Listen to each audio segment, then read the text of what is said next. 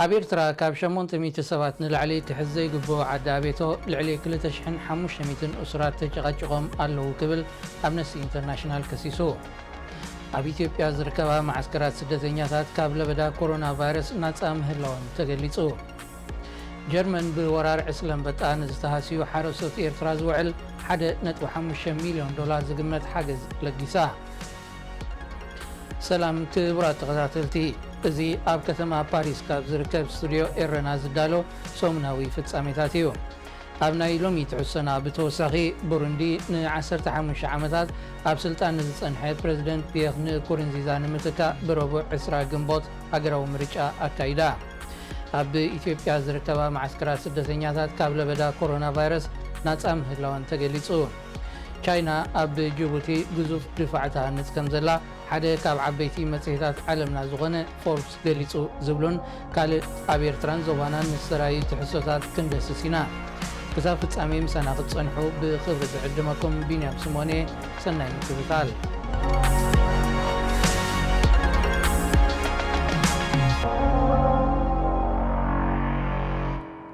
ኣብ ዓዲ ኣበይቶ ማይ ስርዋን ዓላን ኣብ ዝርከብ ኣብያተ ማእሰርቲ እሱራት ብዘየኹል ማይን ጥዕናዊ ውሕስነትን ብሕማቕ ተታሒዞም ከም ዘለው ኣምነስቲ ኢንተርናሽናል ብ21 ግንቦት ኣብ ዝዘርግሖ መግለፂ ቃሊዑ። እቲ ሃገራዊ ተሓላቒ ሰብኣዊ መሰላት ካብ 2017 ኣትሒዙ ክእክቦ ብዝጸንሐ ሓበሬታ እቲ ኣብያተ ማእሰርቲ ሰብ ክተሓዘሉ ዘይበቅዕ ኣብ ርእሲ ምዃኑ ምስ ዘሎ ናይ ለበዳ ኮሮና ቫይረስን ካልእ ስጋታትን ተጨቃጭቆም ዝርከቡ እሱራት ንሓደጋ ተቓሊዖም ምህላዎም ተሓሳሲቡ። ካብ 800 ሰባት ንላዕሊ ክሕዝ ዘይግብኦ ዓዲ ኣቤቶ ኣብዚ እዋን እዚ ልዕሊ 2500 እሱራት ኣጨቃጭቆ ምህላው ድማ ኣምነስቲ ኢንተርናሽናል ከም ኣብነት ጠቒሱ። ኣብ ማይ ስርዋ ዝርከብ 2 ደንበታት ኣብያተ ማእሰርቲ ብድምር 1200 እሱራት ክህልውን ከለዉ ኣብቲ ብእንዳ ፊዮሪ ዝፍለጥ 700 እሱራት ኣብ ከቢድ ናይ ጉልበት ምዝመዛ ዝቕፅዕሉ ቦታ ዝኾነ ዓይኒ ምድሪ ከም ዘይብሉ እቲ ትካል ኣመልኪቱ። ኣብ 500 እሱራት ብጽኑዕ ተታሒዞምሉ ዝርከቡ ካልእ ደንበ ማይ ስርዋ ድማ 20 ዓይኒ ምድርታት ኣለዎ። ኣብ ዓላውን ብተመሳሳሊ 1200 እሱራት ተጨቃጭቆም ይርከቡ። ኣማይት ካብዞም እሱራት ብቐጻሊ ብተላጋቢ ሕማማት ከም ዝጥቅዑን ከም ናይ ከስዐ መዓንጣ ባክተርያ ዝኣመሰለ ብሰንኪ ጽሬቱ ዘይተሓለወ ማይን መግብን ዝስዕብ ተሃዋስያን ከም ዝቃልዑን ይፍለጥ። ኣብዚ ኣብያተ ማእሰርቲ ብሰንኪ እዚ ሕማቕ ኣተሓዛ ዓሰርተታት ዜጋታት ህይወቶም ከም ዝሓለፈ ሰነዳት የረጋግጽ።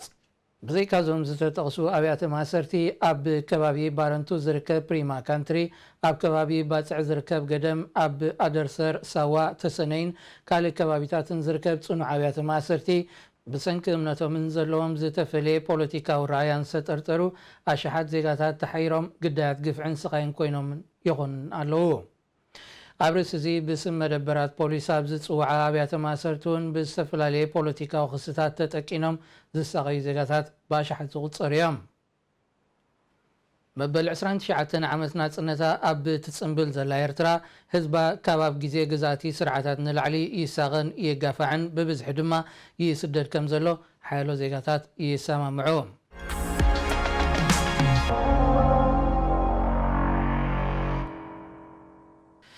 ጀርመን ብወራር ዕስለ አንበጣ ንዝተሃስዩ ሓረስቶት ኤርትራ ዝውዕል ናይ ኣስታት $1.5 ሚልዮን ዝግመት ሰብኣዊ ሓገዝ ምብርካታ ኤምባሲቲ ሃገር ካብ ኣስመራ ኣፍሊጡ።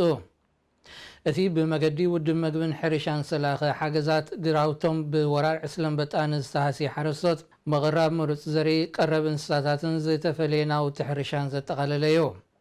በቲ ሓገዝ ኣብ ሰሜናውን ደቡባውን ቀይሕ ባሕሪ ዝርከቡ ብወራር ዕስለ አንበጣ ዝተሃስዩ ኣስታት 3500 ሓረስቶት ተረባሕቲ ክኾኑ እዮም።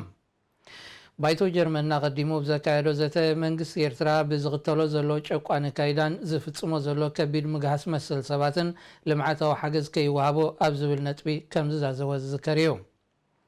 እዚ ሕጂ ብመንግስቲ ጀርመን ዝተለገሰ ሓገዝ ኣብ ህፁፅ ሰብኣዊ ረድኤት ዝውዕል ምስ ምዃኑ ግና ኣብቲ ናይ ልምዓታዊ ሓገዝ ዝሕቆፍ ከም ዘይኮነ እዩ ዝምልከት። ኣቐዲማ እውን ሕቡራት ኢማራት ዓረብ ንተመሳሳሊ ዕላማ ልዕሊ $1 ሚልዮን ምልጋሳ ይዝከር። ኤርትራ ሓንቲ ካብተን ወራር ዕስለ አንበጣ ኣንጸላሊወን ዘሎ ሃገራት ምብራቕ ኣፍሪቃ እያ። ኣብ ቀርኒ ኣፍሪቃ ብዘይካቲ ለበዳ ኮሮና ቫይረስ ፈጢርዎ ዘሎ ቅልውላው ወራር ዕስለን በጣን ዕልቕልቕን ተደሚሩ ሚልዮናት ሰባት ተጸበይቲ ህጹጽ ረድኤት ኮይኖም ኣለዉ። ኣብ ኤርትራን ከባቢያን ንስራዩ ዓበይቲ ፍጻሜታት ምስ ዝድህስስ ሶምናዊ መደብ ኢኹም ዘለኹም ክቡራት ተኸታተልቲ። ብቀዳማይ ሚኒስትራት ዝተመርሐ ርክብ ላዕለዎት ኣካላት መንግስቲ ኢትዮጵያን ሱዳንን ኣብ ኣዲስ ኣበባ ተኻይዱ። ዝርዝር ትሕሱ ቀጺሉ ይቐርብ። በቀዳማይ ሚኒስትራት ዝተመርሐ ርክብ ላዕለዎት ኣካላት መንግስቲ ኢትዮጵያን ሱዳንን ኣብ ኣዲስ ኣበባ ተኻይዱ። እቲ ካብ 15 ክሳብ 17 ግንቦት ንኽልተ መዓልታት ዝቐጸለ ርክብ ላዕለዎት ሰበስልጣን ኢትዮጵያን ሱዳንን ብምክትል ቀዳማይ ሚኒስትር ኢትዮጵያ ኣቶ ደመቀ መኮነንን ሚኒስትር ጉዳያት ካቢኔ ሱዳን ዑመር በሽር ማኒስን ተወኪሉ ኣብ ጉዳያት ዶባትን ጸጥታን ብምትኳር ዓሚቕ ምይይጥ ከም ዘካየዶ ተሓቢሩ። ኣብ ዶባተን ዝርከብ ሰፊሕ ናይ ሕርሻ መሬት ኣልፋሽጋ ንሓረስቶት ክልቲአን ሃገራት ከናቆት ከም ጸንሐ ይፍለጥ። ካብ ዝሓለፈ ወርሒ ሒዙ ኢትዮጵያ ሰራዊታ ካብቲ ከባቢ ድሕሪ ምስሓባ ኣብ ትሕቲ ቁፅር ሰራዊት ሱዳን ከም ዝኣተወ ሻርቕ ኣላውስጥ ንሰበስልጣን መንግስቲ ሱዳን ብምጥቃስ ምቅላሕ ይዝከር። ኢትዮጵያን ሱዳንን ብዘይካቲ ኣብ ጉዳይ ሰፊሕ ናይ ሕርሻ መሬት ኣልፋሸጋ ዘካየዶ ዝርብ ኣብ ዶባተን ንዝካየድ ዘይሕጋዊ ምስጋር ሰባትን ኣጽዋርን ብዝምልከት እውን ሓደ ካብቲ ዝዘተያሉ ጸጥታዊ ጉዳያት እዩ።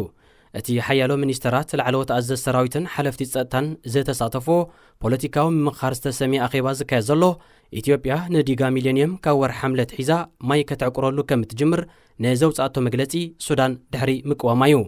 ርክብ ላዕለዎት ኮሚቴ መንግስታት ክልቲአን ሃገራት ኣብ ዝመጽእ ወርሒ ክቕጽል ምዃኑ እውን ካብ ወገን ኢትዮጵያ ዝተፈነወ ዜና ኣፍሊጡ።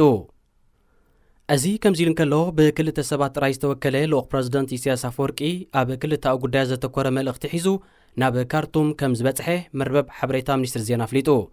እቲ ብሚኒስትር ጉዳያት ወጻኢ ኤርትራ ዑስማን ሳልሕን ኣቶ የማነ ገብረአብን ዝተወከለ ልኡኽ ፕረዚደንት ኢሳያስ ብ17 ግንቦት ምስ ፕረዚደንት ሉኣላዊ ባይቶ ሱዳን ሌውተናንት ጀነራል ዓብደልፈታሕ አልቡርሃን ብምርኻብ መልእኽቲ ከም ዘብጽሕ እንተዘይኮይኑ ዝርዝር ትሕዝቶ ኣይተመልከተን። ይኹን እምበር ብዛዕባ እቲ ኣብ ዶባት ኤርትራ ከባቢ ሳዋ ዓስኪሩ ዝርከብ ሚሊሽያ ናይ ጀነራል ሓምዳን ደጎሎን ብመሪሕነት ሕቡራት ኢማራት ዓረብ ንጀነራል ሓፍታር ናይ ሊብያ ዝግበር ዘሎ ደገፍን ኣብ ዝምልከት ዘተኮረ ክኸውን ከም ዝኽእል ይግመት። ኣብ ርእሲ እዚ ኣብ ዝሓለፈ ቅንያት ምስ ኤርትራ ኣብ እትዳወብ ከተማ ከሰላ ኣብ መንጎ ቀቢላታት ቤን ዓምርን ኑባን ዝተኻየደ ግጭት ኣብቲ ከባቢ ወጥሪ ፈጢሩ ምህላው ክጥቀስ ጸኒሑ እዩ። መንግስቲ ኢትዮጵያ ዕቑባ ንምሕታት ናብቲ ሃገር ንዝኣተወ ፓይሎት ሓይሊ ኣየር ጅቡቲ ብግዴታ ናብ ዓዱ መሊስዎ። እቲ ፍዋድ ዩሱፍ ዓሊ ዝተባህለ ኣባል ሓይሊ ኣየር ጅቡቲ ብፕሬዚደንት ዑመር ገለ ንዝምራሕ መንግስቲ ብምቅዋም ብ27 መጋቢት ናብ ኢትዮጵያ ብምእታዊ ዕቑባ ሓቲቱ። እቲ ናይ ሌተናንት ማዕርግ ዘለዎ ፓይሎት ድሕሪ ምህዳሙ ንስድራ ቤቱ ኣብ ቤት ማእሰርቲ ሒዝዎም ዝጸንሐ መንግስቲ ጅቡቲ ኢትዮጵያ ከተረክቦ ጸቕጢ ክገብር ምጽንሑ ተገሊጹ። መንግስቲ ኢትዮጵያ ነቲ ፓይሎት ኣብ ኣዲስ ኣበባ ዝርከብ ናይ ኮሮና መወሸቢ ማእከል ሒዝዎ ድሕሪ ምጽናሕ ኣብ መፋርቕ ወርሒ ሚያዝያ ብግዴታ ናብ ዓዱ ከም ዝመለሶ ሬድዮ ፍራንስ ኢንተርናሽናል ኣረጋጊጻ። እቲ ካብ ኢትዮጵያ ዝተመልሰ ፓይሎት ሓይሊ ኣየር ጅቡቲ ኣብዚ እዋን እዚ ጋቦዴ ኣብ ዝተባህለ ቤት ማእሰርቲ ከም ዘሎን ስድራ ቤታቱን ጠበቑን ዝሓለፈ ሰሙን ክበጽሕዎ ከም ዝኽኣሎም ተፈሊጡ። መንግስቲ ኢትዮጵያ ምስ መንግስቲ ጅቡቲ ንዘለዎ ረብሓታት ንምኽሳብ ክብል ኣህጉራዊ ሕግታት መሰል ስደተኛታትን ሓተቲ ዕቑባን ብምጥሓስ ነቲ ጅቡታዊ ፓይሎት ብግዴታ ናብ ዓዱ ምምላሱ ተጣበቕቲ ሰብኣዊ መሰላት ተቃውሞታቶም የስምዑ ኣለዉ። ብቀዳማይ ሚኒስትር ኣብይ ኣሕመድ ዝምራሕ መንግስቲ ኢትዮጵያ ኣብ ጉዳይ ኣተሓዛ ኤርትራውያን ሓተቲ ዕቑባ ብዝኽተሎ ዘሎ ፖሊሲ እውን ካብ ተጣበቕቲ ሰብኣዊ መሰላት ነቐፌታ ይውሕዘሉ ከም ዘሎ ዝፍለጥ እዩ። እቲ መንግስቲ ካብ ኤርትራ ንዝመፁ ሓተቲ ዕቑባ ፍሉይ ጉዳይ ዘለዎም እንተዘይኮይኖም ነቶም ካልኦት ይነጽግን ኣብ ሕጻጽ ዝርከቡ 13,000 ኤርትራውያን ስደተኛታት ድማ ናብተን ካልኦት ፋሕ ክብሉን ምእዛዙ ሓበሬታ ላዕለዋይ ኮሚሽን ስደተኛታት ሕቡራት ሃገራት የመልክት። ኣሸባብ ኣብ ፑንትላንድ ብዘካየዶ መጥቃዕቲ ኣብ ማሕዳር ዞባን 3 ዓጀብቱን ተቐቲሎም። ፖሊስን ሓለፍቲ ጸጥታን ሶማል ንማዕከናት ዜና ብዝሃቦ ሓበሬታ እቲ ኣሕደም ሙሴ ኑር ዝተባህለ ማሕዳር ዞባ ብመኪኑ እናተጓዓዘ እንከሎ ነታ ጒዝ ዝተፃወዳ መኪና ድሕሪ ምግጫዋ ንሱን ዓጀብቱን ሂወቶም ከም ዝሓለፈ ኣረጋጊፆም። በቲ በዚ ሳልስቲ ዝተኻየደ ርእሰ ቅትለታዊ መጥቃዕቲ ካልኦት እውን ግዳያት ኮይኖም ከም ዘለዉ ይጥቀስ። ኣሸባብ ነቲ መጥቃዕቲ ኣብ ካልጋዮ ከም ዝፈጸሞ ኣረጋጊጹ ኣሎ። እቲ መጥቃዕቲ ዝተኻየደሉ ከባቢ ካብ ከተማ ሞቃዲሾ ኣሳት 600 ኪሎ ሜትር ርሒቑ ይርከብ። ኣብ ዝሓለፈ ወርሒ መጋቢት እውን ኣማሓዳሪ ፑንትላንድ ብተመሳሳሊ ገባብ ከም ዝቐተሎ ይዝከር። ቻይና ኣብ ጅቡቲ ግዙፍ ድፋዕ ወይ ወተሃደራዊ ግንቢ ተሃንጽ ከም ዘላ ሓደ ካብ ዓበይቲ መጽሔታት ዓለምና ዝኾነ ፎርብስ ገሊጹ። እቲ ግንቢ ኣብ 2016 ክህነጽ ከም ዝጀመረ ዝሓበረታ መጽሔት ኣብ 2017 ድማ ምዝዛሙ ገሊጻ። መራሕቲ ቻይና ኣብ ጅቡቲ ወተሃደራዊ ማዓስከር ንምህናጽ ኣብ 2013 ምስ ፕሬዚደንት እስማዒል ዑመር ገለ ድሕሪ ዝገበርዎ ስምምዕ ኣሳት 1,000 ዝኾኑ ወተሃደራት ቻይና ናብቲ ሃገር ተዋፊሮም ይርከቡ። እንተኾነ ቻይና ነቲ ኣብ ገማግም ባሕሪ ዝደኮነቶ ማዓስከር ብዝያዳ ከተስፍሖን መደበራት ሓይሊ ኣየርን ባሕርን ክህልዎ ምዃኑን እያ ጠቒሳ። መጽሔት ፎርብስ ኣብ 15 ግንቦት ብዘስፈረቶ ዓንቀጽ መሰረት ቻይና ኣብ ጅቡቲ ዝሃነጸቶ ግንቢ ዘበናዊ ቅዲ ዘማልአን ከባቢኻ ብትሪኮላታት ዝሓፅረን እዩ። ኣብ ርእሲ እዚ ሚሳይላትን ከበድቲ ብረታትን ዝተጸምደሉ ምዃኑ እታ መጽሔት ኣመልኪታ። ጅቡቲ ኣብ ኣፍሪቃ እታ ዝበዝሐ ናይ ወጻኢ ወተሃደራዊ ማዓስከራት ዘለዋ ሃገር እያ። ኣብ ጅቡቲ ኣሜሪካ፣ ፈረንሳ፣ ቻይና፣ ጃፓንን ካልኦትን ወተሃደራዊ ማዓስከራት ከም ዘለወን ይፍለጥ። ቡሩንዲ ን15 ዓመታት ኣብ ስልጣን ዝጸንሐ ፕሬዚደንት ፒየር ንኩሩንዚዛ ንምትካእ ትማሊ ረቡዕ 20 ግንቦት ሃገራዊ ምርጫ ኣካይዳ። ኣሳት 11 ሚልዮን ካብ ዝበዝሑ ህዝቢ ቡሩንዲ እቲ ከድምፅ ዝተመዝገበ ኣሳት 35 ሚእታዊት ኣብ ልዕሊ 14,700 መድመፂ ነቑጣታት ድምፂ ክህብ ውዒሉ። ነቲ ኣብ ስልጣን ዝጸንሐ ፕሬዚደንት ንምትካእ 7 ሕፁያት እዮም ተወዳደርቲ ኮይኖም ቀሪቦም። እንተኾነ ክዕወቱ ይኽእሉ እዮም ተባሂሉ ቆላሕታት ዝተዋህቦም ሕፁያት ኣብ ስልጣን ካብ ዝጸንሐ ሰልፊ ዝተወከለ ኤቫሪስ ዲያራሽሚን መራሒ ዓብላሊ ተቃዋሚ ሰልፊ ኣጋርታ ሩዋሳን እዮም። ውፅኢት ምርጫ ድሕሪ ሓደ ሰሙን ብወግዒ ክንገር እዩ። ልዕሊ 50 ሚእታዊት ናይ ደገፍ ድምፂ ዝረኸበ ተወዳዳሪ ንዝቕፅል 5 ዓመታት ፕሬዚደንት ቡሩንዲ ኮይኑ ቃለ መሓላ ክፍጽም እዩ። ጎስጓስ ምርጫት ሃገር ኣብ 27 ሚያዝያ ካብ ዝጀመረሉ እዋናት ሒዙ ኣብ ሓያሎ ዞባታት ቡሩንዲ ኣብ መንጎ ደገፍቲ ተቐናቐንቲ ሰልፍታት ግጭት ከም ዝተጓሃረን ልዕሊ 33,000 ዝግመት ህዝቢ ድማ ካብ ቤት ንብረቱ ከም ዝተመዛበለን ጸብጻብ ሕቡራት ሃገራት የመልክት። ኣብ ዞባ ዓበይቲ ቀለያት እትርከብ ንእሽቶ ሃገር ቡሩንዲ ለበዳ ኮሮና ቫይረስ ከም ምኽንያት ከየቕረበት ሃገራዊ ምርጫ ከተካይድ ምውሳና ህዝቢ ንለውጢ ዝጸንሖ ባህጊ ዘንጸባርቕ ክብሉ ተንተንቲ ፖለቲካ ዞባ ረድዮም። ይኹን እምበር መራሕቲ ፖለቲካውያን ሰልፍታት ቡሩንዲ ስጋት ለበዳ ኮሮና ቫይረስ ኣብ ግምት ከየእተው ከካይድዎ ንዝጸንሑ ኣኼባታትን ጎስጓሳትን ብወግዒ ዝነቐፈ ውድብ ጥዕና ዓለም ዝሓለፈ ሰሙን ካብቲ ሃገር ተሰጉጉ እዩ።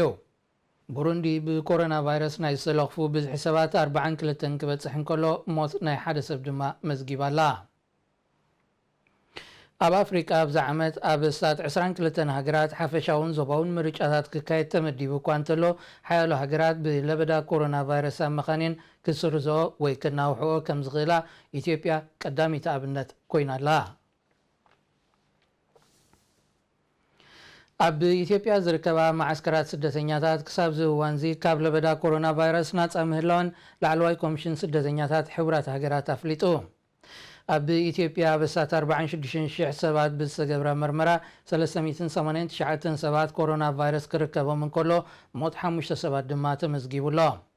ይኹን እምበር እቲ ለበዳ ናብቲ ልዕሊ 760,000 ስደተኛታት ተዓቂቦምሉ ዝርከብ ማዓስከራት ከም ዘይተላብዐ እቲ ኣህጉራዊ ትካል ኣብ ናይ 15 ግንቦት ወቕታዊ ጸብጻቡ ኣስፊሩ። ኣብ ኩለንተን ማዓስከራት ምልክታት ሕማም ዝተራዮም ሰባት ዝፍለይሉን ዝውሸብሉን ጊዜያዊ ማዓስከራት ኣዳልዩ ከም ዘሎ ዝሓበረ ዩኤንኤችሲአር ብዝያዳ ግና እቲ ቫይረስ ከይኣቱ ኣብ ምክልኻል የድብ ምህላው ገንዚቡ። ኣብ ኢትዮጵያ መብዛሕትኦም ዜጋታት ኤርትራን ደቡብ ሱዳንን ዝኾኑ ልዕሊ 800,000 ስደተኛታት ከም ዘለዉ እዩ ዝግለጽ። ኣብ ክልል ትግራይ ኣብ ዝርከብ 4 ማዓስከራት ጥራይ ልዕሊ 70,000 ኤርትራውያን ስደተኛታት ክህልው እንከለዉ መንግስቲ ኢትዮጵያ 13,000 ኤርትራውያን ዓቂቡ ንዘሎ ማዓስከር ህጻጽ ብምዕጻው ናብተን ካልኦት ክልተ ፋሕ ከብሎም መዲቡ ይርከብ።